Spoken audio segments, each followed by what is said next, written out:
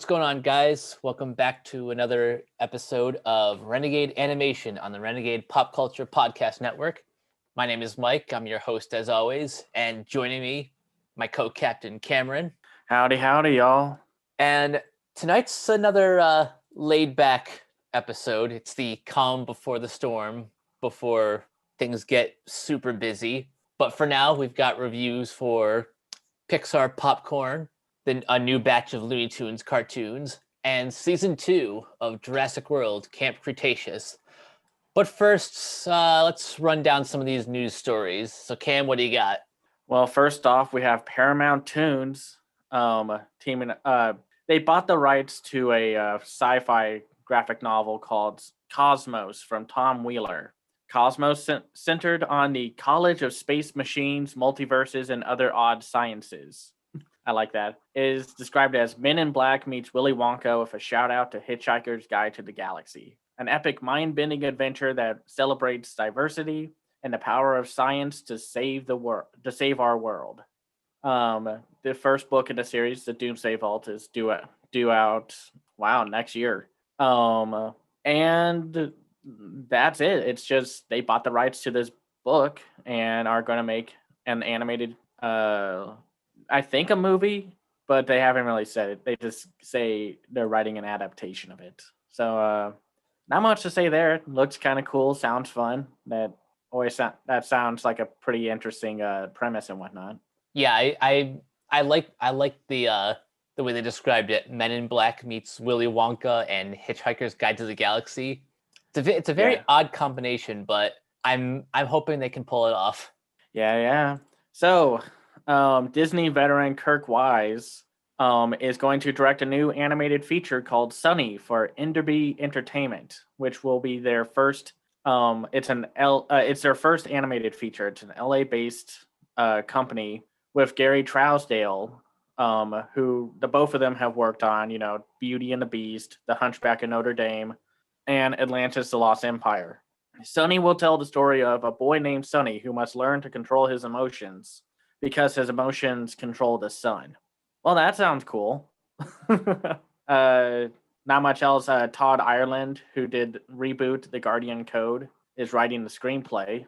Well, that's good because for some reason, a lot of people thought, because Kirk Wise was attached to that notorious Bobblehead movie from last year. And then the writer came out saying like, hey, you know what? Do not blame me or anyone else who worked on this. Universal screwed us over.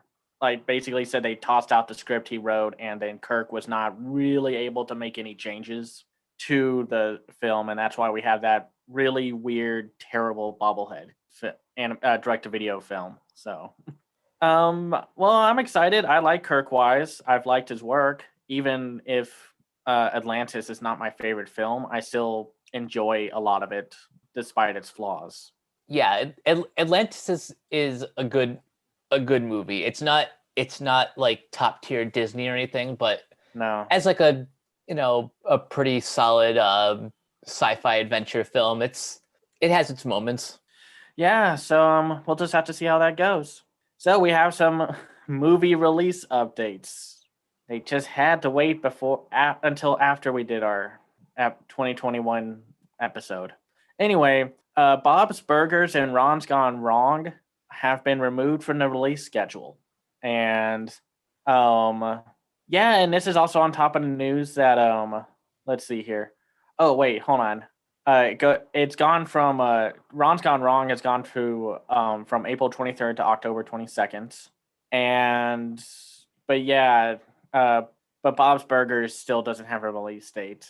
And this is like on top of the news of like Paramount's Luck and their other film, I forgot what it was called. Spellbound?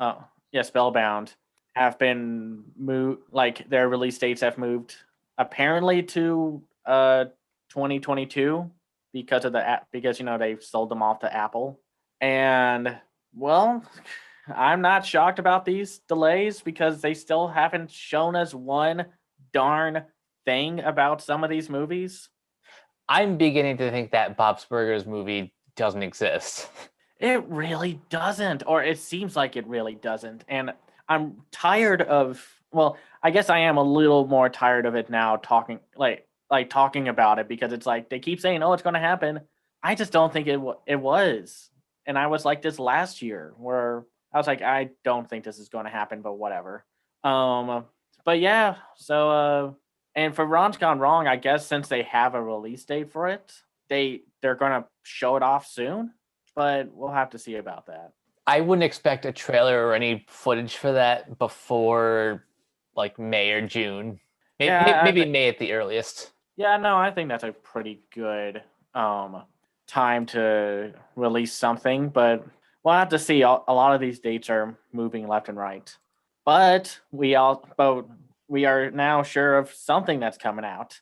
Invincible, the new superhero animated series for Amazon, is coming March 26th, 6th, and they released a clip for it showing the son and the father, who are both voiced by Stephen Yoon and J.K. Simmons, throwing around a football. And, well, I think it looks great. I think it looks better than the trailer that we got. What was it, Comic-Con or something? Yeah, it was New York Comic Con. So what are your thoughts about the clip and such? The clip looks great, and I'm not as familiar with the source material, but like just based on this clip, I gather that this is going to be a very intimate sort of father son bonding type of narrative combined with the whole superhero thing. It's interesting how this series is kind of taking on legacy, that like you have you have like the father and the son sort of like trained to become superheroes at the same time. Yeah, no, it sounds promising. Like I'm still pretty hyped for it, and I assume it's going to be a weekly release since that's what Amazon does, right? I mean, I feel like it kind of depends with Amazon. Sometimes they dump it all out on in one go, and sometimes they do weekly releases. Something else we should probably mention is that each episode is going to be an hour long, which is Whoa. unconventional for an animated series. Usually a single episode is like 23-24 minutes. Yeah, that's going to be interesting to see how the pacing goes for those. I'm I'm Well, I'm gonna sorry, go guess ahead. that like they're gonna basically treat the show like a live action series, but just told in animation, which is gonna be interesting, especially for more casual audiences. Yeah, yeah. So, Epic Games, the creators of the Unreal, no, they didn't make Unreal, and the Unreal Engine, I think. My gaming knowledge is lacking in some ways now. Anyway, Epic Games, the creators of Fortnite, are diving into animation, and they have their first feature film getting produced by Epic. It's under their program called the Epic Mega Grants Investment, and it's going to be, and it's $100 million funding program, and so the film is called Gilgamesh. Based on the eponymous hero of Mesopotamian myth, Gilgamesh is produced by Buenos Aires-based animation studio Hookup and Prodco Duomovela Film Sharks, and will be created using Epic's. Okay, so they did make it. Epic's Unreal Engine. The story, told in English and Spanish versions, will follow the demigod Gilgamesh on his quest for immortality and chart his unlikely friendship with the wild man Enkidu. Duel Vela's Thomas Lipgott is directing, and it's set for a worldwide sales for 2022. On one hand, we don't get a lot of films from South America, and the ones we do get are either those really bad, notorious mockbusters, or you get something like what was it? Tito and the Birds, which is really good. But in terms of the trailer for Gilgamesh, it looks fine. It looks like Fortnite, like you said to me off camera or off the before recording and such. I like the designs, but that's about it. I'm kind of curious to know what the final product is going to look like. Yeah, it looks not great, but that's what happens when you get like a gaming company making that transition to feature films. it just doesn't look great. And I think this is why a lot of studios don't use um like game engines to use for animation. I mean, I don't know, maybe they do and I just don't see it. But I've rarely seen an Unreal or a Unity engine made that's not like made animated film unless it's like a short or like a tech demo kind of thing saying like, hey, this is what Unity or this is what Unreal can do, you know? Um, so that'll be interesting to see. I hope it's good. It's just, we'll have to see. So, Mike, you want to talk about this next one since you unintentionally predicted it last week? Yeah. So, in case you haven't listened to last week's episode, um, we talked about how Sony's Connected still does not have a release date. But as it turns out, I almost accidentally predicted that Netflix would take it off their hands and revert it to its original title, The Mitchells versus the Machines, which frankly sounds like a more unique title. And also they probably retitled it that to separate it from the 3 other movies and TV shows also called Connected. Oh gosh, is that a thing? Wow. Yeah. Um, If you search Connected on Netflix, you'll get like 3 or 4 completely unrelated results. But yeah, the movie formerly known as Connected is going to Netflix at some point in 2021. well, I'm freaking happy about that, man. Just finally. And I don't know, because of course when you hear about stuff like this where it's like, oh, we sold a movie off to Netflix or something, it's usually a sign of like they don't have faith in it. But I'm not going to say that's the case because that's not always what happens when when a film that was set to be released by a bigger studio gets dumped on Netflix. It kind of depends, but I have a lot of faith that well, the Mitchells versus the Machines is actually going to be really good. Yeah. Also, keep in mind, Netflix has really committed to animation over the past few years. So, them taking this off Sony's hands should be a blessing in disguise. And even the director, Mike Rianda, said something similar. He said, "This is a very personal movie about my very weird family. I'm so grateful to all the incredible artists that poured their love and passion into this project to make it a reality, and to everyone at Sony who believed in us and were on board to make a different kind of animated movie. I'm so thrilled that everyone on Netflix has been totally in sync with us creatively and are just as excited about the movie as we are. Not only because it's an original story with a creative visual style that we're extremely proud of, but also I can prove to my friends that this 5-year journey wasn't an elaborate delusion on my part." And then even Lord and Miller expressed their excitement for this move. We are overwhelmed by the enthusiasm Netflix has expressed for this movie with the acquisition, and grateful to everyone at Sony for making a great picture with us and finding a big way to bring it to audiences. We're really proud of the film we all made together. Plus, we understand our subscription fees are waived in perpetuity as part of the deal. We're not lawyers, but that sounds right to us. Yeah, that sounds like them, all right. Yeah, it does. And also, I mean, you could be mad at Sony for doing this, but you can also be kind of suspicious of how the fact is like they still haven't talked about it, Vivo, and they are really only keeping on with Hotel Transylvania 4 and the Spider-Verse sequel, but yet they have full faith that that Marvel vampire film is going to do well. I'm sorry, but you can't tell me that film is going to be like the next big thing. I don't know if they're banking on that thing to be like the next Venom, but I don't think that's going to be the case, especially with who's attached to it. Yeah, although to be fair, nobody expected Venom to be the hit that it was. We all made jokes that it was going to bomb and it looked horrible. No Spider-Man, so anything's possible. No, we'll just have to see. I don't mean to put down that one Marvel superhero film, but it just doesn't look promising. But we'll have to see. Anyway, I think Mitchell versus Machines looks great. It still looks super funny. I still remember the Annecy preview, and I still laugh at all the jokes that we saw from it. And it's an original movie, and for all the people who like to complain about there not being any original movies, well, we got one, so you better watch it. Yes.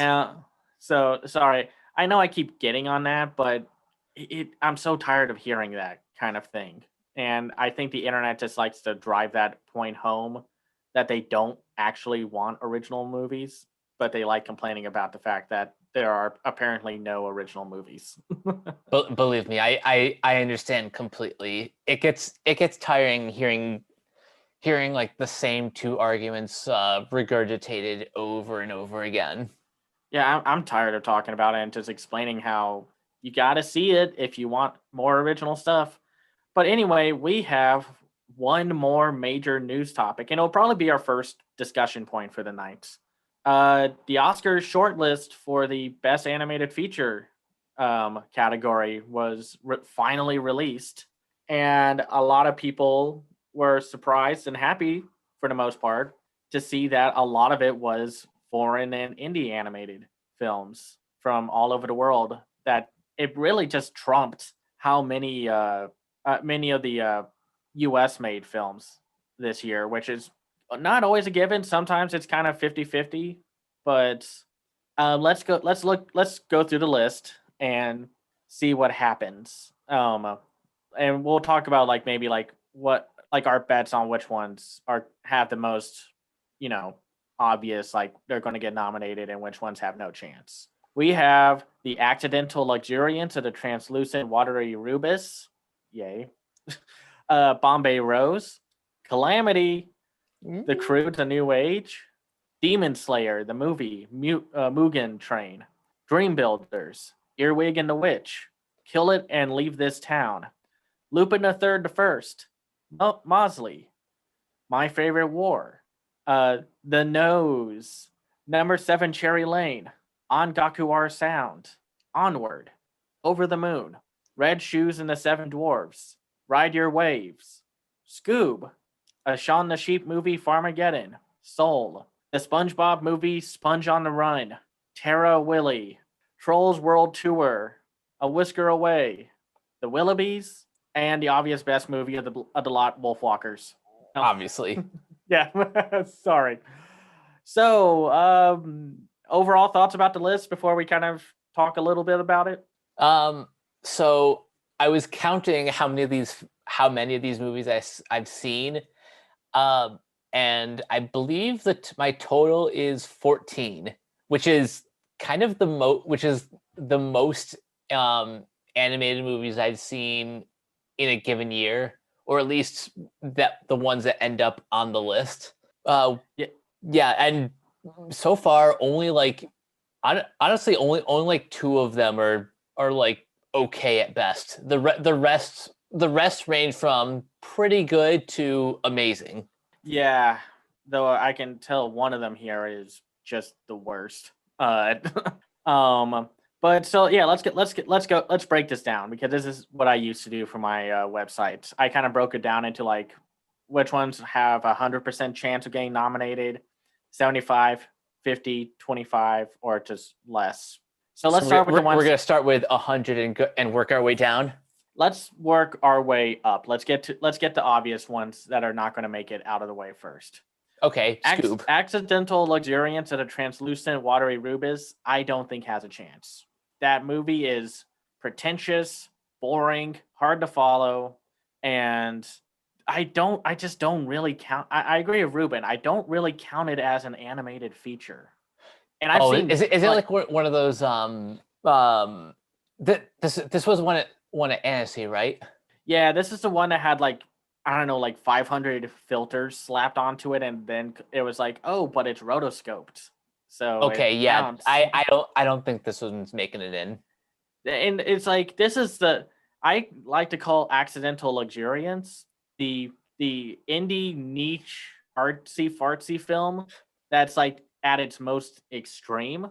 It's kind of like okay, so you want something original, not big budgets, like artist driven, and you don't care if it's not made for a wide audience. That's your film, and that might sound appealing to some people, and I don't blame them if they like it. I just don't think the Academy voters are going to look at this and be like, "What? No, bye." I also don't think Demon Slayer, the movie Mugen Train, has a chance. It's an anime franchise film. I'm sorry. And I know it's doing super well in Japan, like financial wise, like it's beating like Your Name and Spirited Away. But it's an anime franchise film. And since anime film, like Japanese animated films outside of Ghibli and Mirai from 2018 get nominated, I just don't see it happening.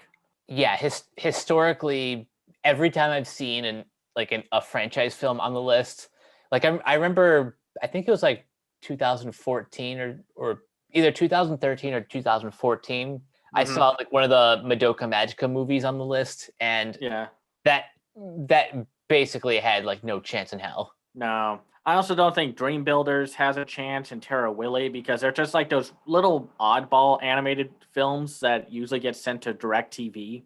I know Dream Builders has Shout Factory attached to them, but even then that's not a given. Um, if they can't get In This Corner of the World, one of the best animated films from 2017 on any Oscars, then this one has no chance. And Terra Willy, I'm sorry, that name, can you hear Oscar nominated Terra Willy? I don't. I also don't see Scoob making it, and that's because it's based off of a children's cartoon and IP. So, and it just wasn't really all that great. It was just pretty average. Yeah, not Oscar worthy at all. No, and the SpongeBob movie, I just don't think that's happening either. It's who cares? It's hard. It's like the hype for this film in the US is dead in the water. And until people actually watch it, and they'll be probably, but that's probably just gonna be like, oh, finally we can watch it. And I mean, sorry, there's just not much else to say about that. And so next up for like the 25% or so, I don't think number 7 Cherry Lane or The Nose have a chance. Though if I had to give it to a film, I think The Nose might have more of a chance out of those I would two. love it if The Nose was like if like The Nose was like the wild card choice. Yeah. But I don't think it's gonna happen. I love that movie, but it's too weird and it's a very specific story. Same with My Favorite War. Outside of the animation not looking the greatest, it's really good though. But I don't know. Maybe it might have more of a chance due to its being connected at like as a war documentary and such. And number 7 Cherry Lane, while visually beautiful, is really really slow, and I just don't think the voters will have patience or time to watch it. No offense, but that's just me. I actually really like the film. I saw it back in 2019. Red Shoes, no, No, no chance. No. What about Bombay Rose? I think Bombay Rose could have a chance because it's a visually stunning movie, and it's also attached to Netflix. And it kind of has like probably the advantage of Loving Vincent in a way because of its painted look. But I could see that going 50-50. Now, yeah, I guess let's go to the 50-50 route. I'm going to put there A Whisker Away, Trolls World Tour, a Shaun the Sheep movie, Farmageddon, and The Croods: A New Age. Yeah, that seems fair. What about Calamity? Calamity, maybe it's trying to go for like that last second like uproar, unexpected surprise. Like I think it's a wild card pick, even though I think it has way more appeal than a lot of these films because it's it's a Western, and all I can think about right now is that I'm excited that we're going to be watching it soon. Yep. Yeah, we bought our animation first passes, and I'm so excited. I also don't think Kill It and Leave This Town is going to make it. That's also another one of those super artsy, very personal pet projects. and it's really slow for 80 minutes. Mosley is also just kind of an unknown since its only major real release is in New Zealand. But it's a very interesting movie. I actually really respect it. Now, Lupin the Third, the first, I could see that going either way. I'm not entirely sure. It might have the back end of like Monkey Punch passed away and he was a beloved manga creator. It's a really good action movie, but it's an action movie. So I don't know. Unless it was going for visual effects as well, it might not make it. But I don't know. What do you think about Lupin? Um, I think it has a 50-50 chance just because of how this year turned out. Mm-hmm. Like this year of all the years is probably going to have the most diverse nominees for the animated category. That's a good, yeah. No, I think, and I also think like Shaun the Sheep movie Farmageddon. I could see that game being nominated or not, just because it's stop motion. But I also think since their last film didn't get nominated, Early Man, and I don't know, it seemed like maybe the hype for this one kind of died a little. Like because of like the wait for a release date until it hit like February of last year. On Gaku Our Sound might be a little too weird and niche, but I love that movie. It would be kind of a fun surprise nomination also. Kind If of like go if ahead. there were six nominees, then Angaku Our Sound is almost guaranteed. But since it's only five, that's like I'll give that sort of the 75% chance. Yeah. I could see Earwig and the Witch maybe making it, but I wish I could talk about it, but you'll have to wait until we talk about it later down the line because we're a little busy. We're going to do a anime episode next time, so we'll talk about Earwig and the Witch on the episode afterwards. What do you think about Onward? Do you think that one has a chance? That's a good question. Um, if it comes down to Onward versus Soul, I think Soul has the upper hand. Mm-hmm. But if I I don't see both Pixar movies getting in. If they do, that's great. But if they don't, it's Soul over Onward. That's the thing. And I think if we're going for Netflix films, I think Over the Moon has the biggest chance due to it being directed by Glenn Keane. And he won the Oscar for Best Animated Short with Dear Basketball. And if I had to pick a G Kids release, as much as I really love Ride Your Wave, I think Wolfwalkers is going to be the one that they're going to push the hardest. Hmm. But because I think so, here's what I think. So I think Soul, Wolfwalkers, Over the Moon will take up three of the spaces. And I think it's just going to depend on what everyone else has because we also have like the Willoughbys, but the Willoughbys I think might get more points due to its art style, but I can understand if people don't feel fully attached to the story. Like if you had to pick five that you knew were going to be the ones nominated, which ones would you choose? Okay, obviously the top two are Wolfwalkers and Soul. Mm-hmm. Number three, I will say Over the Moon. Mm-hmm. Number four, um, I feel pretty confident in Ride Your Waves. All right. And number five, only because it's still pretty recent, I'll give it to the Croods. I could see that. I wouldn't be mad about that release. I guess if I could, I'd do like Wolfwalkers, Soul, Over the Moon. And even though I haven't seen it yet, I would just like it to be nominated because it won the main prize at Annecy, Calamity. And then yeah, I think I'd be happy if Ride Your Waves or The Croods a New Age.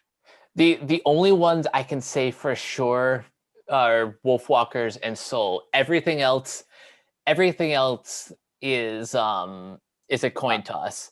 Like another it is. another another 5 I was thinking of would be Wolfwalkers, Soul, A Whisker Away, Shaun the Sheep, and Onward. If both Pixar movies get in. Yeah, that'll be interesting because the last time we've had like Pixar kind of fighting over itself was, I think, 2017 with Cars 3 and Coco. And then the year before that, it got their one Pixar film got beat out by Zootopia and Moana. Um, so yeah, I think it'll depend. I think Soul might have more of an edge than Onward. So I think people are going to be like, yeah, I like Onward, but let's give it to something else. Um, if you want to compare the Oscars to another award show, just a reminder of the awards for the Critics' Choice Super Awards. The nominees were Soul, obviously won, but the other nominees, and there were 6 in this category: Onward, Over the Moon, A Shaun the Sheep movie, Farmageddon, The Willoughbys, and Wolfwalkers. So in that case, let's say the 5 are like closely mirror that. I would say take out Onward, and that's your 5. Yeah, no, I could see that. Yeah, that's really it. I mean, like, it's kind of up in the air for a lot of these. I think there are some obvious ones that aren't going to make it, but man, wouldn't it be cool to see like Calamity and Lupin the Third to first make it, or like The Nose, like just a little upset, or uproar. Yeah, Like, that would be so cool to see more foreign films kind of sneak their way in. yeah, and no, like last year was weird, so I'm not going to be shocked if they decide to kind of shake things up at the Academy, but we'll have to see. I think I'd still be pretty mad if some of these made it though, like the Accidental Luxuriance, because it's, the pure cinema, and Kill It and Leave This Town as well. I'm sorry, I just don't think voters have enough patience for those kind of films. And I know They barely have patience for like some of the mainstream titles. Those other ones are pretty much going to be unwatchable for them. yeah, no offense. It's just like that's how it rolls. And I mean, I know there are some critics out there that are like, man, Kill It and Leave This Town is amazing. And it's just like, okay, good that you like it. I don't, and it's not gonna go very far. But overall, this was a pretty delightful list to look up or to see unfold and whatnot. So, I can't really complain. I like more of these movies than most lists. Like, I can't really find a list where I was like, man, this is a terrible submission list, Yeah, like I said up top, of the 14 films I saw from that list, like the worst thing I can say about the worst thing I can say is that my least favorite was okay, and my favorite was like amazing. Yeah. Well, thank goodness Fearless didn't make it on this list. Netflix is like, what's Fearless? We don't know what that is. Go away. Sorry, Vanguard. I don't mean to pick on y'all. So that's it. So let's get started with our show topics for today. Yeah, we begin with the Pixar shorts, which is fitting. These are 10 pretty bite-sized shorts, collectively known as Pixar Popcorn, featuring all your favorite Pixar characters from The Incredibles, Finding Nemo, Toy Story, Cars, Coco, Soul, even. Yeah. No no love for Monsters Inc. or A Bug's Life. Sorry.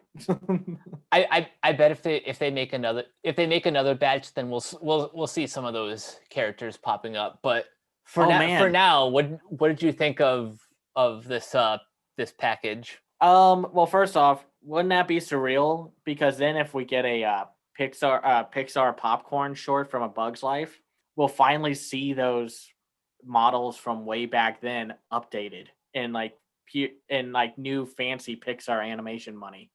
Oh God, that'll So be something. yeah, but I don't know if they'll do that.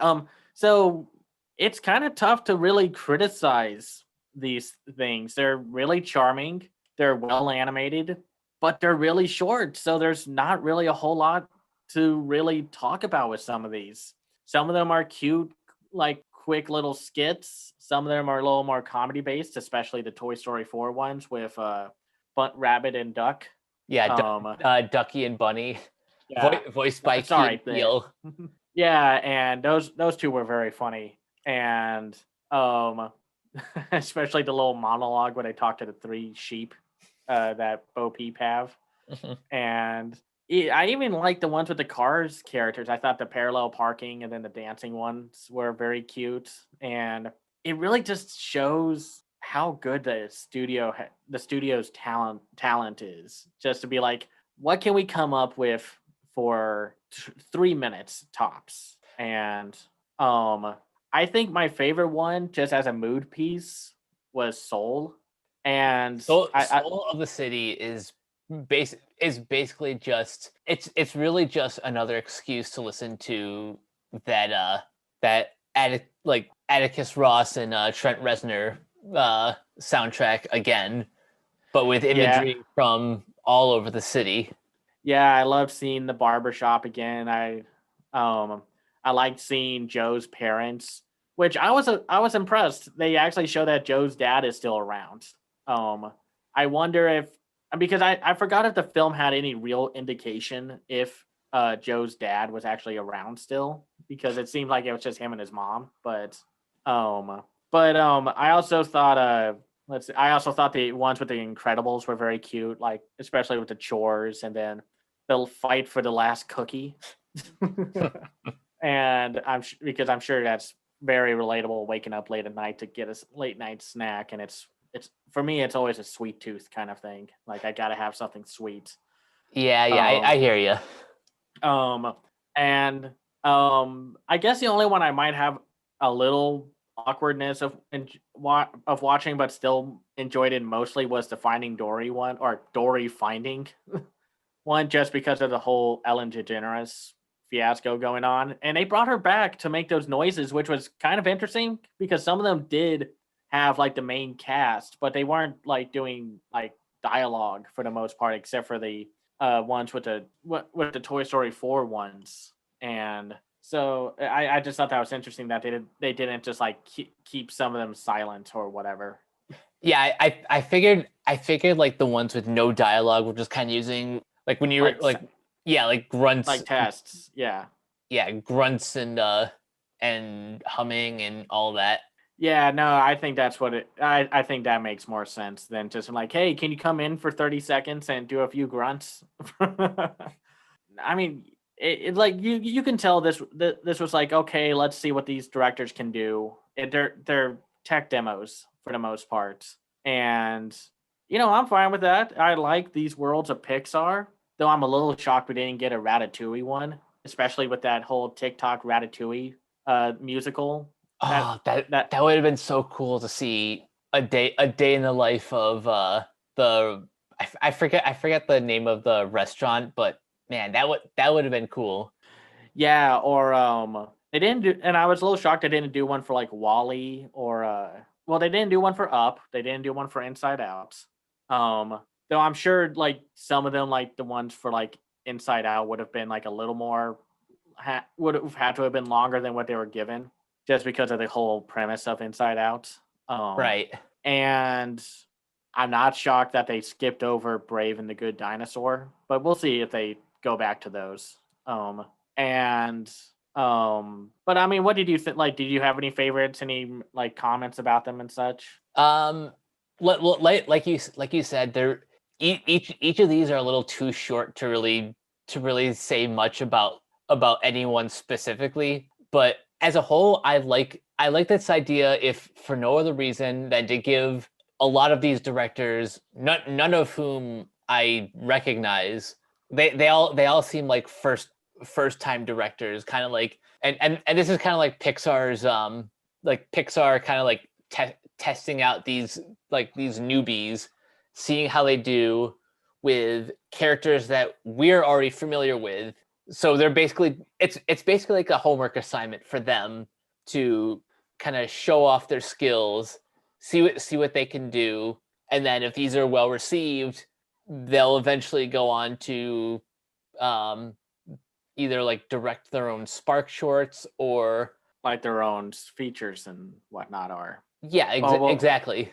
Yeah, no, I could see that being the case. And I mean, outside of that, there's not much else. Oh, I did enjoy the one for Coco. So I thought that one was very cute. I just kind of love the creativity that they use for the skeletons. Like the one doing pull-ups, and he just gets rid of his bottom half to do it, or the one with the jaw dropping. And yeah, he's trying to eat a piece of cake, but he can't because his jaw keeps falling. And then he tapes it, and then it keeps falling off. So I think my three favorites are the fluffy stuff with Ducky and Bunny, Three Heads, the chore day, and then my number 3 would be Soul of the City. I think just because I love movies that are set in New York, and I specifically love Soul's version of New York City. It feels very alive, and like I like the way they depicted the specific neighborhoods and the and again we've gushed a lot about the barbershop. Yeah, and I like seeing the guy from the one who sang "Parting Ways" like in the subway, right? And so my 3 are Soul of the City, and fluffy stuff with Ducky and Bunny, Three Heads, and it's a toss up between Unparalleled Parking and A Day in the Life of the Dead. I just think Unparalleled Parking is a really good observation of character animation, because it's like you get with no dialogue, you get who they are as characters just by how they parallel park. Yeah, I thought of the 2 Cars shorts, this one this one made the most out of its premise without dialogue and without without really getting to know these characters outside of their design. Like that, the character models kind of have to do all of the acting. Yeah, and I thought it was very funny when the bus from Cars 3 comes and just wrecks the entire cone setup. And then at the very end, the old granny car parallels parks, and it's just very cute. And I've been watching the Cars films recently again, and I don't know, just something about watching them again. I don't have the hate that I used to have for them back then. Not to say that I think they're like the best things Pixar has ever made, but I think they've, even with the second film, even though it's kind of hard to watch now due to one of the cast members being a garbage human, the villain in Cars 2. I don't know. I just think there's something more to the Cars films than what people give them credit for. And I mean, I get it. The Cars films were Pixar's cash cow to be like, okay, we'll make a Cars film and then we'll make 3 original films. But I mean, in general, I really like these shorts. If this is just to give everyone at Pixar a homework assignment to see what they can come up with, I'm down for that. I mean, that's what I like about Pete Docter. Like he said recently, he's it was his plan before Lasseter left to start finding more talent within their ranks to take directing calls for shorts and whatnot. I think that's a good idea, because some studios did not do that.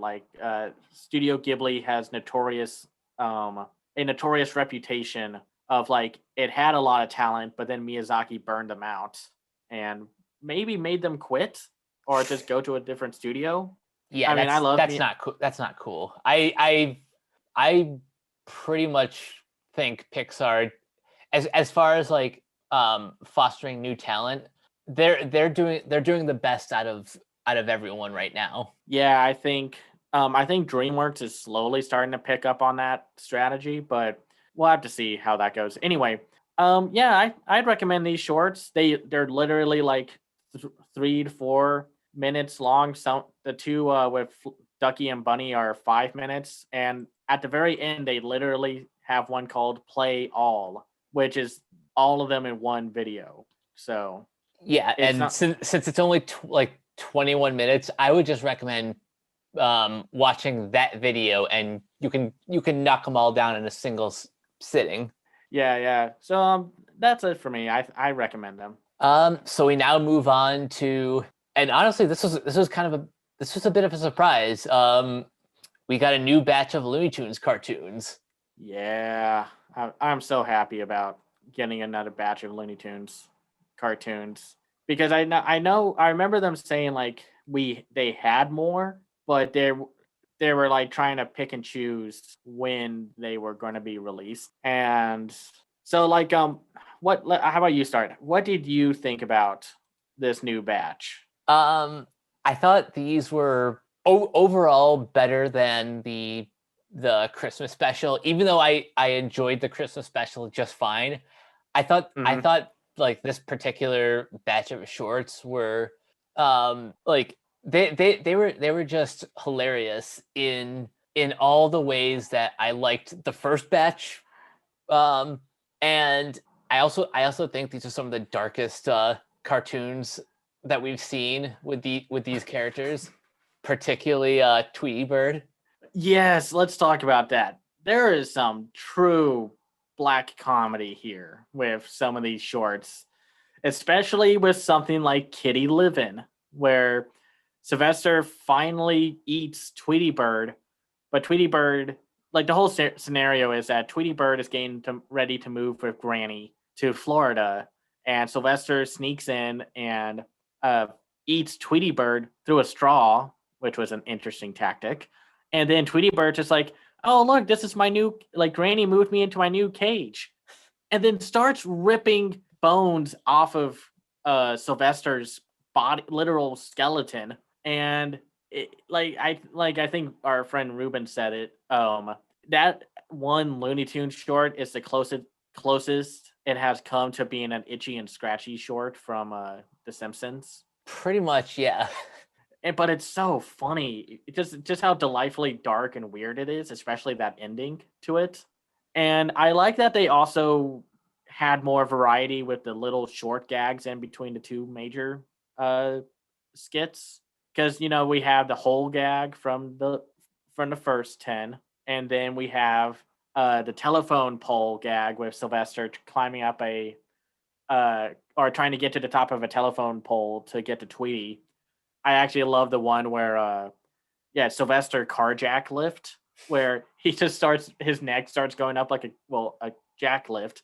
And he's like, bet you didn't know I could do this, huh? And we also have some firsts because we get Rocky and Mugsley, the two gangsters from the old Looney Tunes cartoons. Of course, their most famous appearances with Bugs Bunny, and they even I bring did, back did didn't expect to see them in this new iteration. and I thought they did a good job with the voices. I know Fred Tatasciore was Mugsley. I forgot who did Rocky, but I thought they did a good job, and they even brought back the old Scottish or Irish cop that was from the original short, and we also have our first Tasmanian Devil cartoon, like main Taz cartoon, where he faces off against Bugs Bunny, and and and the yeah. setting for this is perfect. The short is called Taziator, and it's Bugs versus Taz in a Roman Coliseum. Oh, it's great. And then with Lord Caesar just looking as gross as he can be in eating stuff. He even eats like a whole cow, of course, off screen. But I loved seeing that. And we've also had our first, like, back to the chain gangster one where you meet Rocky and Mugsley. Um we finally saw like a slight like interwoven story bit of like Bugs like hiding the two gangsters in a trash compactor, and then we see Granny, which they haven't really done that yet, where they've had other characters from the shorts appear like in other in other shorts. You know what I mean? Like they kind of make it feel a little more lived in for this kind of world that they live in, Yeah, if yeah. that makes sense. And of course, they also bring back the flag pole gag with Marvin the Martian saying like, "I'm going to claim this in the name of Mars."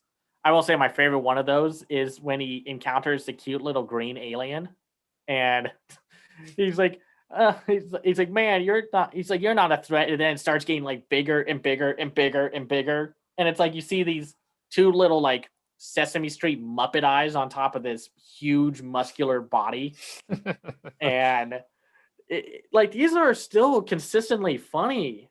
And something else that we've seen, like there are two shorts that actually caught my attention: Catch Me If You Leprechaun and Shell Shocked, because we have our first two shorts where Bugs actually loses. Yeah, we may have seen that like a couple times in the classic shorts, but it's not very often. So it does come a little bit of as a surprise. Well, I think that's the thing. You can't over milk it with this kind of thing, because Bugs needs to win at least 80% or 80 to 90% of the time when he shows up. And so it was always kind of a shock when, like, back in the day, he would lose to Cecil Turtle, which he does again in Shell Shocked, or that little gremlin thing, with Oh, like dealing with the plane. in fallen hairs.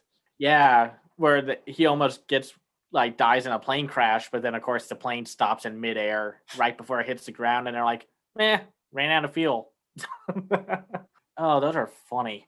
Um, and then we also get a few that go like they kind of push the envelope in visuals on like, because sometimes if you're lucky to find them on TV, Looney Tune, like sometimes Looney Tune shorts would have very trippy visuals, and you'd see that in Catch Me If You Leprechaun and The Case of Porky's Pants, where the Case of Porky's Pants is like a callback to the Dick Tracy Daffy Duck cartoon that was way back then. But instead of Dick Tracy villains, or like versions of Dick Tracy villains, uh, they're pun names of pairs of pants, which I thought was funny. And then I love the punchline at the end where like Daffy's just like, it's like Porky, what? It's like, what are you doing here? He's like, well, I realize that, you know, I don't wear pants. And you can also find a few Easter eggs if you're keeping an eye out on some of these shorts, because the shoe shine the shoe shine nanigans. If you're watching that and you look at Elmer Fudd's outfit, that was his attire back when he was known as Egghead. I recognized that look instantly. The small boulder hat, the green jackets, Yeah, the leather shoes. and once he like kind of became fully formed as Elmer Fudd, he would still wear that in some of the other shorts, like Elmer's Candid Camera, Elmer's Pet Rabbit. Yeah, that's like one of his earliest designs. and then and Porky Pig rides the car from that very famous black and white Porky Pig short where it combines live action and animation. You know, like because you ought to be in pictures. yeah, which is famous for that. Like, I don't know if that was the earliest form of like crossing over with live action and animation, but it was definitely one of the earliest, because there's always that famous clip of a policeman throwing the small car with Porky Pig in it off screen. I think it might be the earliest in like the earliest with sound, because before that Disney was sort of doing that blend of animation and live action with their Alice comedies back in the 20s. Oh, I forgot about those. Yeah, no, that makes sense. And I mean, like, do you have any favorites that you want to talk about or mention? All all of these were pretty spectacular, but a couple of my favorites were Postal Geist. This That's a funny one.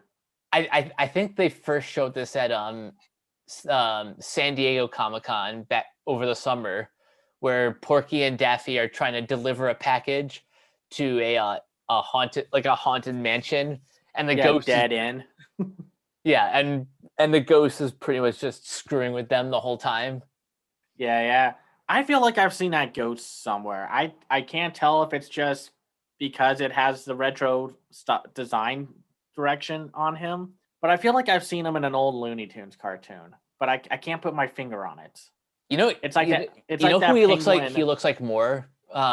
He kind of looks like the design for the ghost in the upcoming series on Disney Channel, the ghost and Molly McGee. Oh yeah, I can see that. but he also kind of looks like one of those classic like one of the antagonists of Casper the Friendly Ghost. Oh yeah, I might be thinking about that. But any do you have like a favorite joke or a gag from some of these? I'm trying to find there's a Roadrunner cartoon. I'm trying to find the right name of it. Okay, there's Climate Control, where Wile buys a weather control kit, which of course goes wrong because everything goes wrong. Yeah. Okay, I found it. It's Multiply and Conquer, where Wile he thinks he finally has the Roadrunner after cloning himself, but then you have clones. Yeah, the way this one ends is probably one of the funniest that I've seen of Roadrunner, because you think that after so many attempts at once, you think he has the upper hand. Yeah, and no, that's a great one. I love that one, and it's like it's a very logical end, because it is like he couldn't have just thought that was going to happen. Though I was honestly kind of impressed because I was thinking like, oh man, maybe he does have him this time, and then it's like, oh wait, the punchline happened. So Yep. Though, let me just talk about a few of the dark moments. Fully vetted, with the one where Tweety Bird and Sylvester at the vet, and Sylvester at the end gets neutered. And oh my god, I was kind of like, oh my gosh, he just walks out onto the street, lays down on it, and then a car runs him over. Like, yo, wow. Yeah, the Tweety cartoons get pretty dark. And then Shoe Shine Nanigans, like when Elmer Fudd, like when they finish the shoe shine after a bunch of pretty clever visual gags, he's like, oh, whoops, I don't have 25 cents. I guess that sucks to be you. And then he walks into the street and he instantly gets run over. And Daffy Duck holds his shoes and he's like, well, I guess that's what happens when you're soulless. It's like, wow.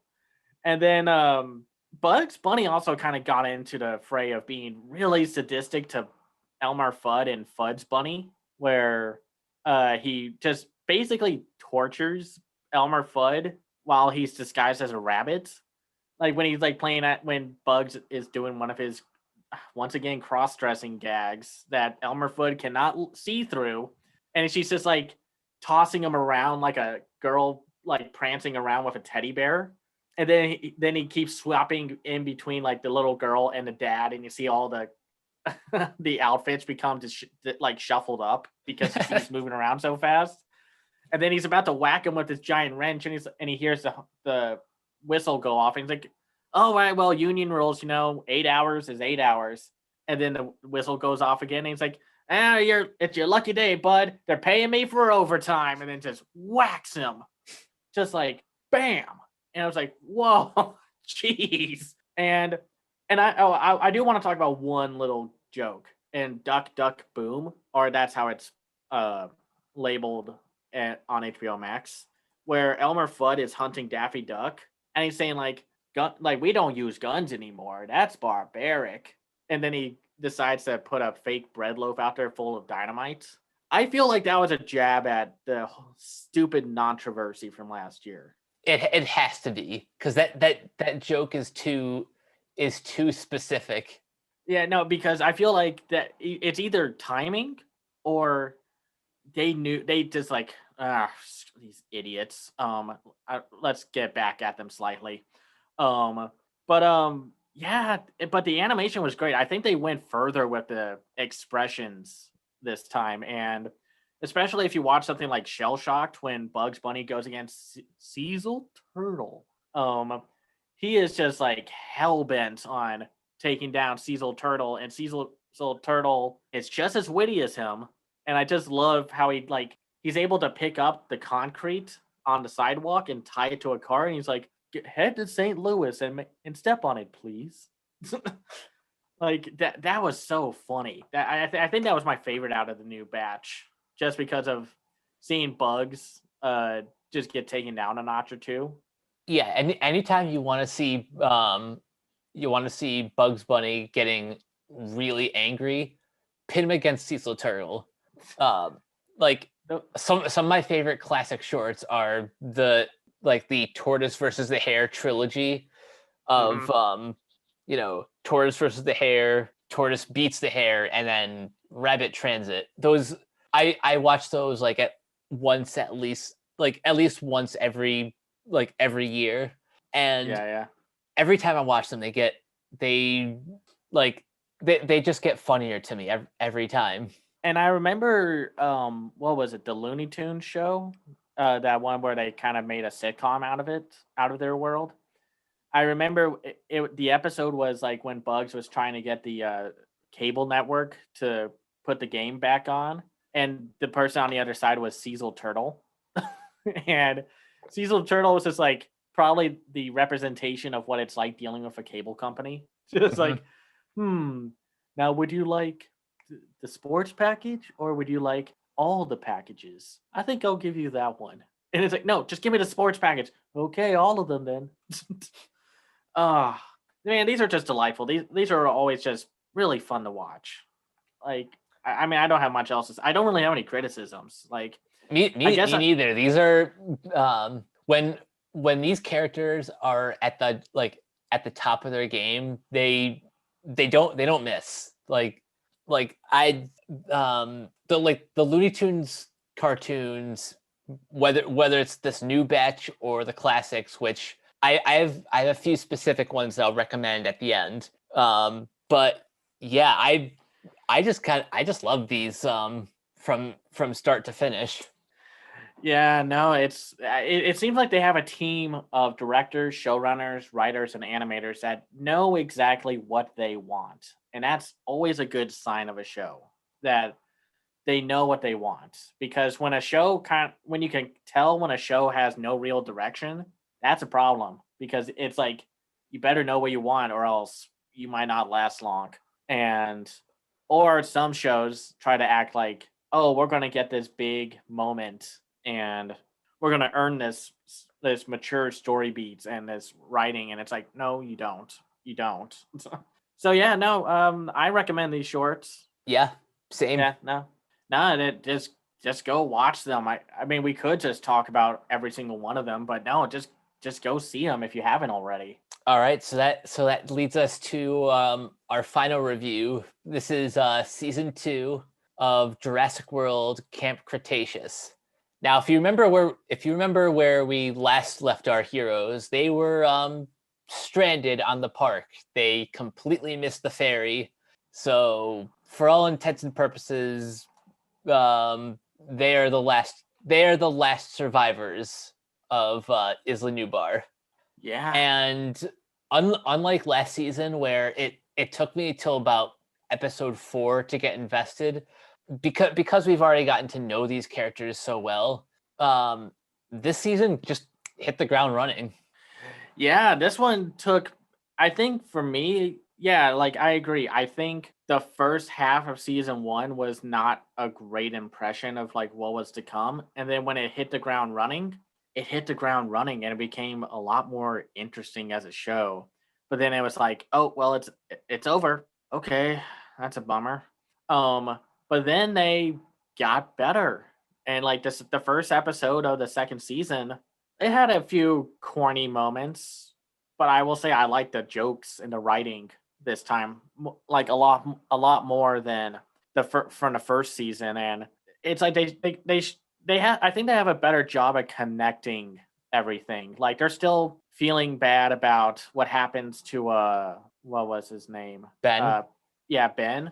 And and I was a little worried about like when Brooklyn found the GoPro, and she was just like, it's gonna be an exclusive. And it's like, oh no, gosh, she's regressing back into that obnoxious social media influencer mode.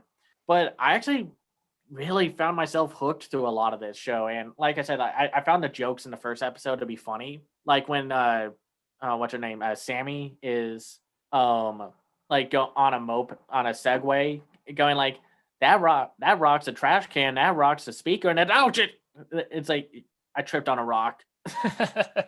and like they definitely had more like variety within threats. It wasn't just like, because this takes place after Jurassic World, but it takes place like right before Fallen Kingdom, right? Because that's what I picked up from it. Like, yeah, from what I understand, just based on where we are in the timeline, this is like shortly after the fight between the T-Rex and the Indominus Rex. So Main Street is all torn to shreds. So, and like we mentioned, they like everyone has deserted the island. So they're pretty much on their own. Where we leave off, A, is a pretty big cliffhanger, and B, I have a feeling that it ties pretty much directly into Fallen Kingdom. I mean, it kind of has to get there at some point, because they're going to have to get off that island before the volcano erupts.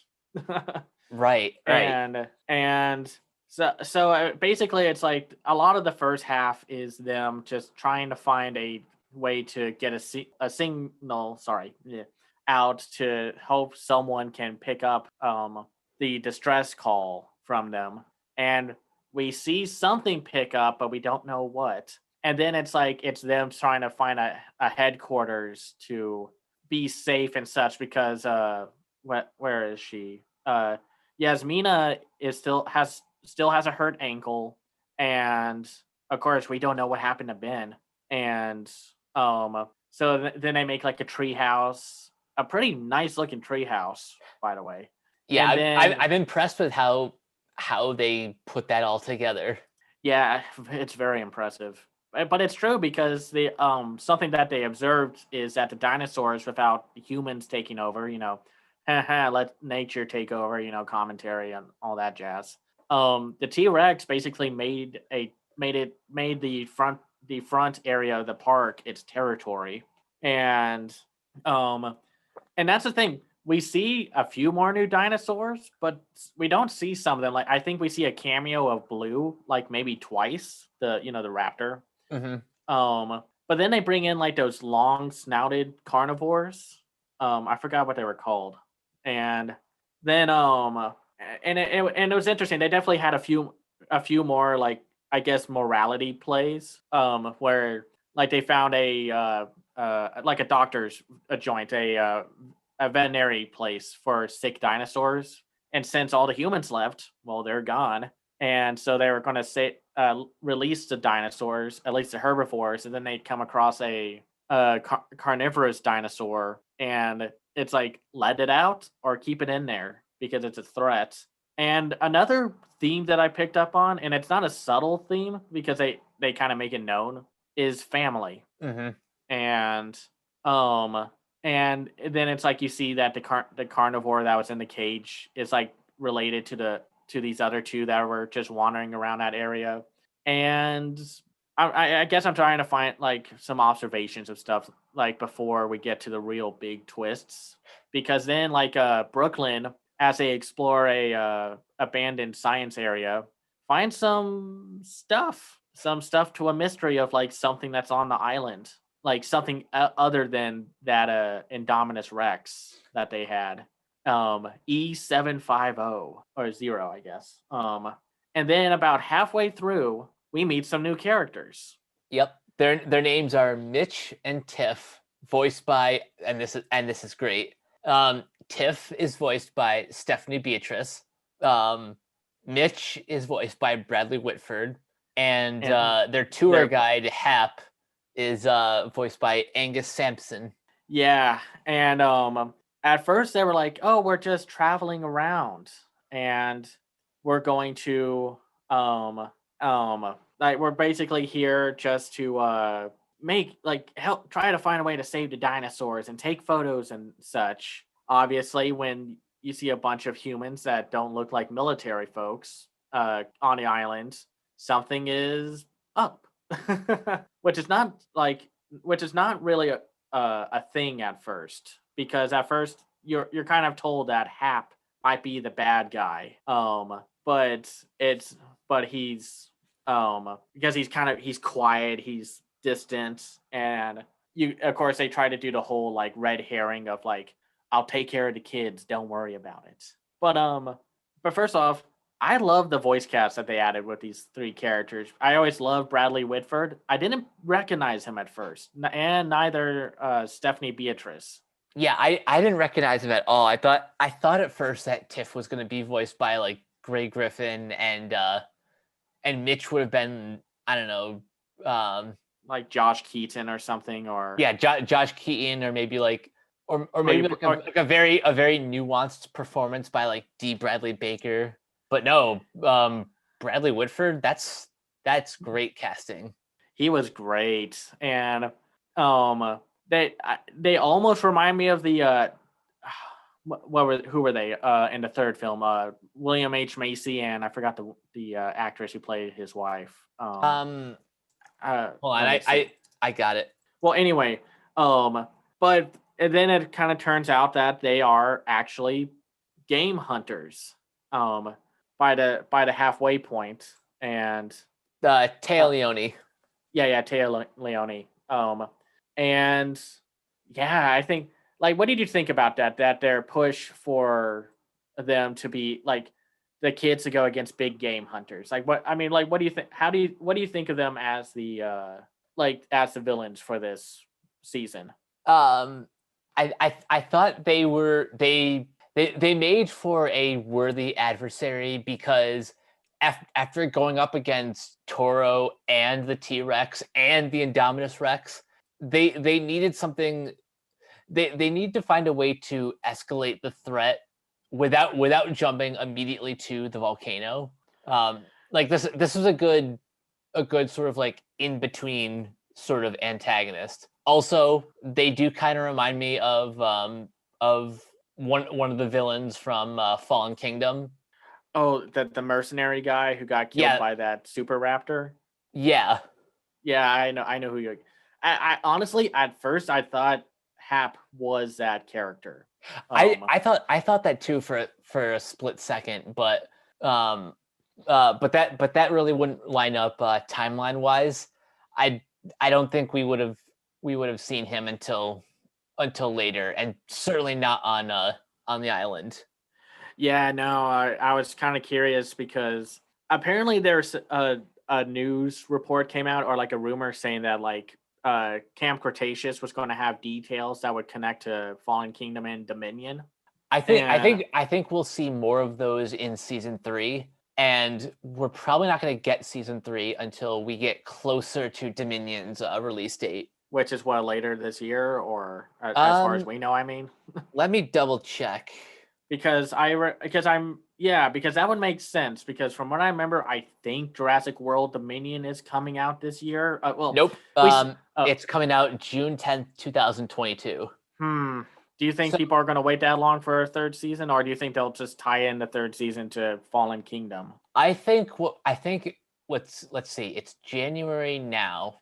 We're at the end of January. I think I think season 3 will come out probably like a year before Dominion. I'm just trying to think, like, because this is also us just kind of spitballing because of DreamWorks' Netflix release strategy, because this was like a few months, like half a year or so after the second season. The first season, sorry.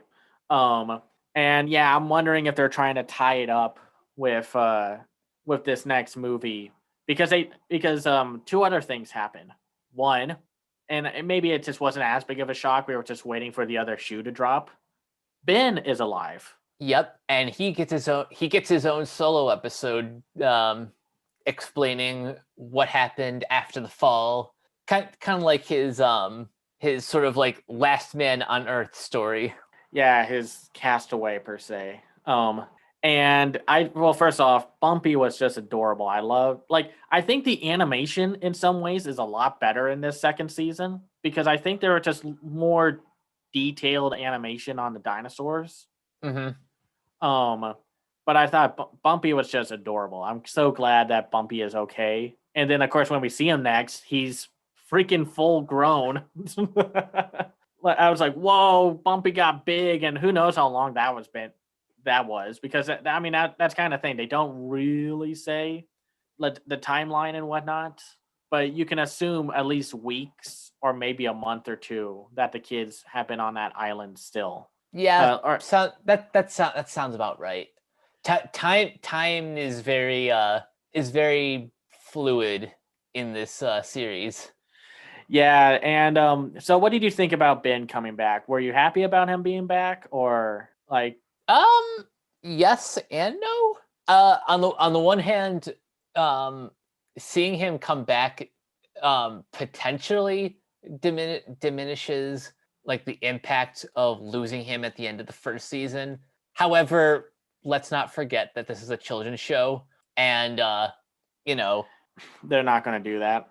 yeah, they're not going to commit 100% to killing off the main characters. And, No, and, of and course also not. and also I think his episode is like a series best. Yeah, so far it probably might be the best episode, because then we also see him beat Toro, the horned T-Rex looking thing. And the way he does it, well, him and Bumpy is pretty badass. It's very cool. Like, this is the second season is a lot more exciting, a little more action packed, and a little more nuanced. But we'll get into some of the criticisms as we get to it. Before we wrap things up. But yeah, seeing them take down Toro and the way they play it off as a gag is very funny.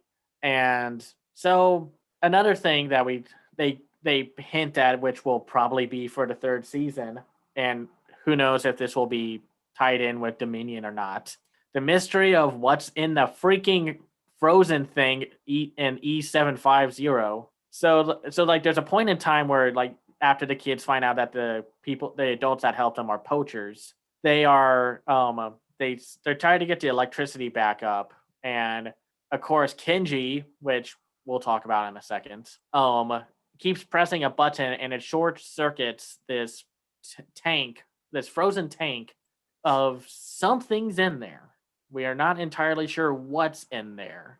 I mean, it even like in this photo on the wiki, there's nothing really, like, I don't know.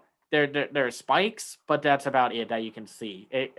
I don't know. I'm getting Resident Evil vibes, like, because in the first game you find out that in this mansion out in the middle of the nowhere mountains, there's a secret lab, and there's the tyrant, the final boss of the game, is in like a tank.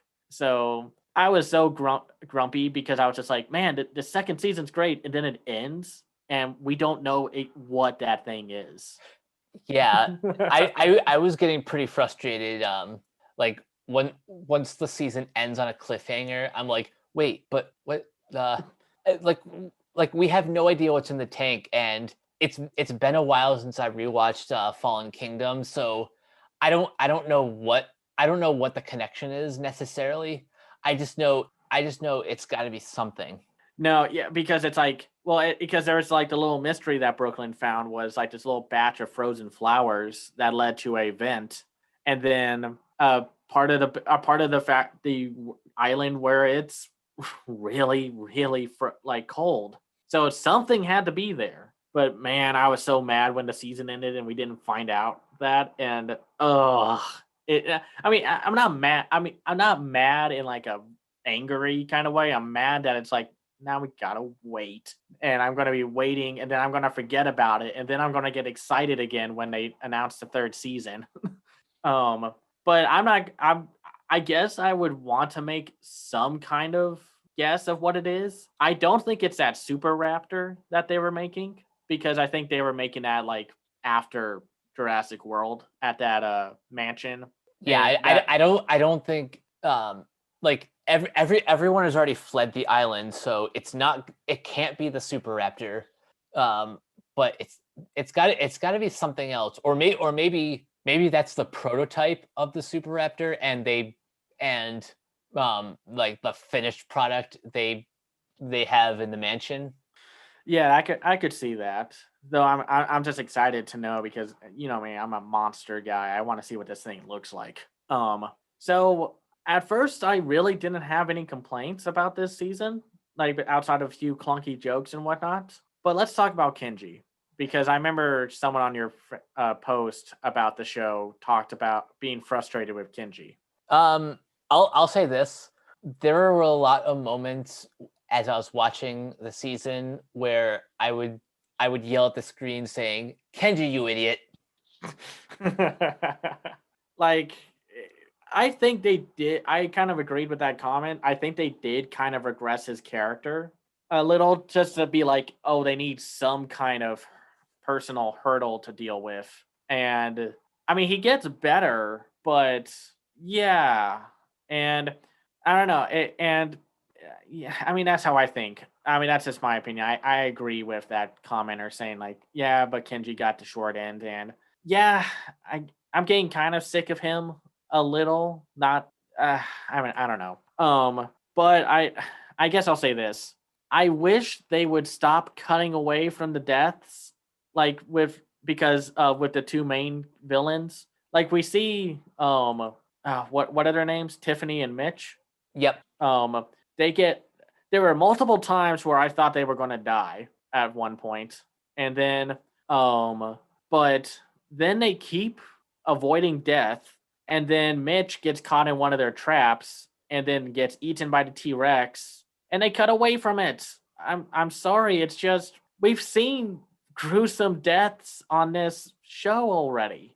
I don't know. Like, I guess it's for you know, I guess it's because of the rating, that they couldn't show like the T-Rex chomp on him. Like, I'm not looking for something super gory, but I'm just like something like how Sci-Fi Channel would do with their movies, where it's just like it's a very quick swipe of the head that takes the body and such. I think it's because this is still considered for kids that they're not that they kind of have to cut it the way they do, or else if they if they compromise too much, it like I guess maybe just animating it, it'll look awkward. So this is kind of like the cleanest way to execute it without it being too Violent. yeah, like Because they do that a lot with this season. I noticed, like when the T-Rex takes down one of those water dinosaurs, you hear it in the background. You hear like a slam and a bite, and then like a dragging sound where the T-Rex is dragging the body and such. But it's also like with the first season though, that Indominus Rex ate James Arnold Taylor's character, who granted it was behind a bush, but still. And then with Tiffany, man, you couldn't show that, or at least show like a little shake on the yacht or something. Like when those what are they called? Oh, here we go, baryonyx. Those long snouted dinosaurs, not the raptors, but yeah, the things in between. yep. Uh, um, and and I think we see. Oh yeah, we do see one of those in Fallen Kingdom. It's the one chasing Justice Smith and the other activist woman with the glasses and such. And I Oh, think yeah. I remember that. yeah. Like, and for some reason, lava falls on its face, and it just did not get phased by it.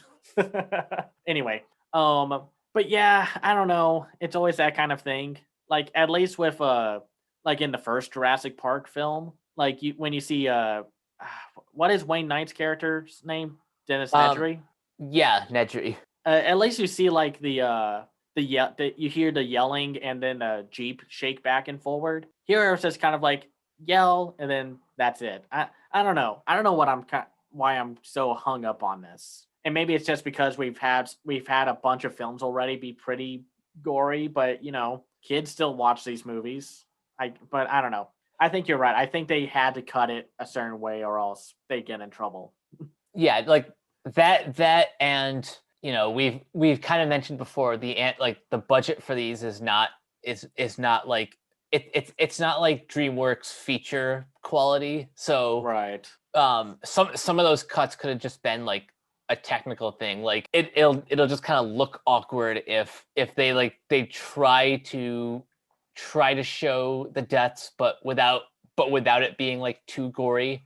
Like that and also that I like the idea that like something a moment is scarier when it's like when you hear it off screen as opposed to like actually seeing it in front of you. Yeah. And no, yeah, it's like let the imagination uh take over and what have you. And but other than that, I don't know. Like I don't really have much else to criticize about. I think they make some of the characters have stronger bonds like between Sammy and Yasmina, which I don't know. I think they're going to become more than close friends. Let's just say that. And no, that's really it. I'm just kind of curious to see what happens next. But Yeah, outside, I'm like more so than the first season. This is the one where I'm like, yes, I'm in. Let's go. I want to see how they tie up all the loose ends. yeah, I want to see how this connects to Fallen Kingdom, and then whatever we get from with Dominion and what have you. No, I think that show's finally hit its stride, and it actually kind of makes me wonder how the other DreamWorks shows are, like the Spirit one, and then the Fast and Furious one. Yeah, Like it, we haven't talked about the Fast and Furious one, but who knows? What maybe just for fun we'll do that before Fast 9. yeah, or what? Maybe we'll try to line it up with there, and then have to delay it again. No. But no, yeah, I thought this was a very satisfying season. I wish the first season was like this one. Honestly, like other than that, yeah, I'd highly recommend this. It's like now I feel like I can recommend this show more than previously. Yeah, I can agree with that. This is probably the strongest. It's one of the stronger of DreamWorks like film tie-in series. Like their best is clearly the DreamWorks Dragons Race to the Edge. Yeah, no, if we can get to that point with the animation quality, though it kind of sounds like they animated everything already and they're just working on just like recordings and whatnot. But we'll have to see where we'll have to see where that goes. But yeah, I think that's it for me.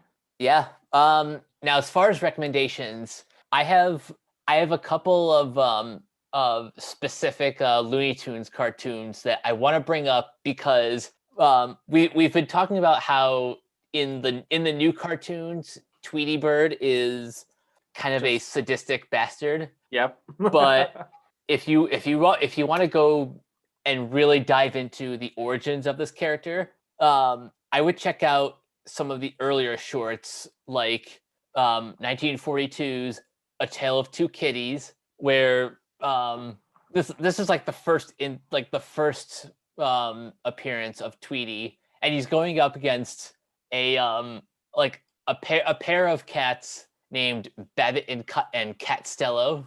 Oh, I forgot about those characters. Yeah, it's it's pretty dark comedy for well, for Back then. For Tweety especially, because you think of like his more contemporary like appearance as like the, you know, the sweet angel who is pretty much the victim of Sylvester's antics. Yeah. No, I remember really liking those, and I think we see those two cats also in like some other shorts that don't have Tweety in them, but I'm not sure. I might be mistaking them for like other one-off characters that WB has made in the past. Yeah, Like during that. Babbitt and Ketchup, and well, the Abbott and Costello pair, they like you see them again as mice in another short. Yeah. But some of the other early Bob Clampett Tweety cartoons that I really enjoy are A Gruesome Twosome and Birdie and the Beast. Both of these are they're Tweety at his most sadistic. And then one more I'll recommend is 1947's Tweety Pie, which is kind of like the first time that Tweety interacts with Sylvester the cat, but this time, Ooh. but this time, he's referred to as Thomas. And yes, that's hilarious because of MGM's Tom and Jerry. Right. No, it's just funny how just stuff like that works. So for my recommendations, I'm gonna do a one more tease from our winter 2021 anime discussion. And instead of going down the list to talk about shows like Wonder Egg Priority, Back Arrow, or Other Side Picnic, I wanted to talk about one that I think is delightful, but I can understand why it's not everyone's favorite. I consider it a diamond in the rough. But I had two, and I had to pick between these two. The first one that I was going to recommend was So I'm a Spider, So What, which is a Crunchyroll original. Only because this has the same director and the same animation studio of that notorious Berserk CGI train wreck. And Oh no. but it's actually pretty good, and I think what makes it good is that it definitely works within the director's line of like experience of what he usually worked on. And from what I can tell, it just sounds like when he was attached to Berserk, he really had no idea what to do. No, I mean that sounds terrible. He didn't. It's not that he had no idea what to do. I just don't think he was either not comfortable tackling Berserk, or there are just some production issues that we just don't know about that ended with possibly the death of any more Berserk adaptations. That's unfortunate. Yeah, so see him and his studio make this new anime.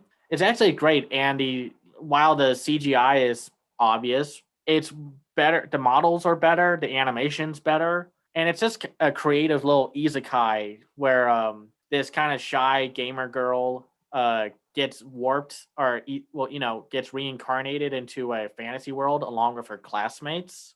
But while her classmates end up as like humans, she ends up as a spider. And then she's just like, screw you, God, for giving me this hand. Well, I'm going to beat you, and I'm going to survive and become stronger and stronger. But I think what's holding back my recommendation is the fact that I'm getting kind of tired of how the show constantly wants to focus on the humans a little more than the spider. And I think that's just because for the first 3 episodes right now, and we'll talk more about this next time, they're trying to balance out both the spider perspective and the human perspective. And I just find the spider stuff more interesting because I was thinking this was going to be like a isekai fantasy RPG anime from this perspective of the animals, like, so you'll see like animal kingdoms and whatnot kind of thing. But the one I recommend is called Dr. Ramune, Mysterious Disease Specialist. If you've seen, it's kind of similar to shows like Little Shop of Horrors, not the musical with the giant talking plant. It's the premise is Dr. Ramune, people come to him to solve very odd like issues that they have. Like the first episode is about a girl who cries condiments. So instead of like tears, she'll cry like mayonnaise or she'll cry soy sauce. Oh, that sounds hilarious. It's I mean like it's a horror comedy and it kind of doesn't know how to balance it at every point, but every mysterious disease has a like a commentary attached to it. Like you find out that the girl's mom is like very bossy and kind of mentally abusive to her because the girl who's crying mayonnaise, is a child star, and her mom is like, save your real tears for like your work. So it's like there's commentary there about how the mom is treating the daughter and just like she's not able to cry naturally, so this weird curse hits her and that's why she's crying these condiments. And then like the second episode has a guy who is like cheating on a bunch of women but acts like they're the only one. So the curse on him is that his is turned into a I forgot, like some kind of bread roll or something.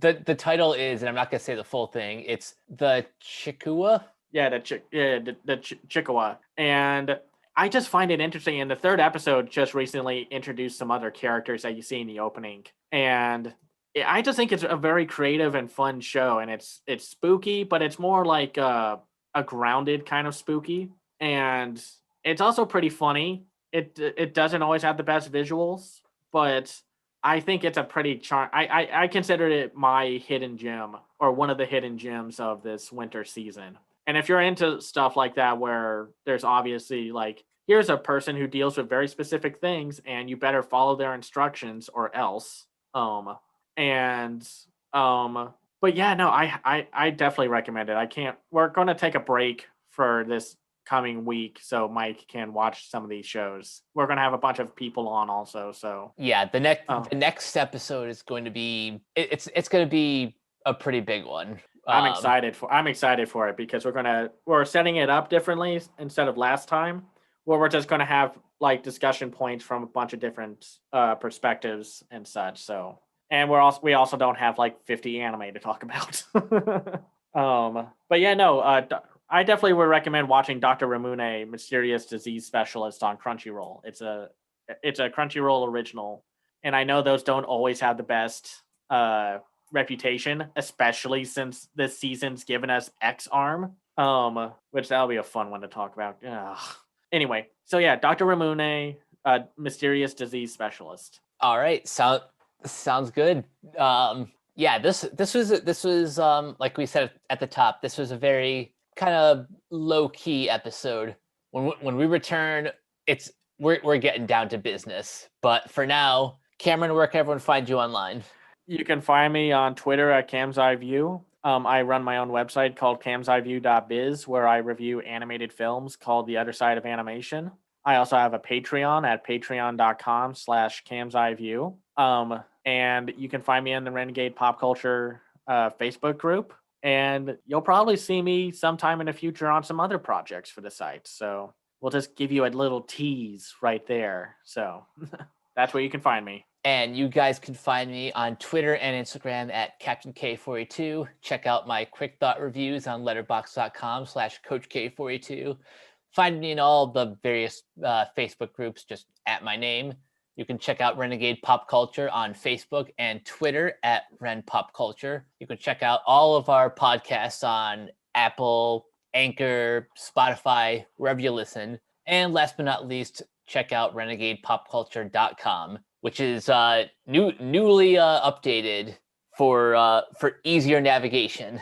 But if you need an escape, so do we. That'll do it for this installment of Renegade Animation. Thank you guys for joining us, and we will catch you guys later. Peace out. Bye.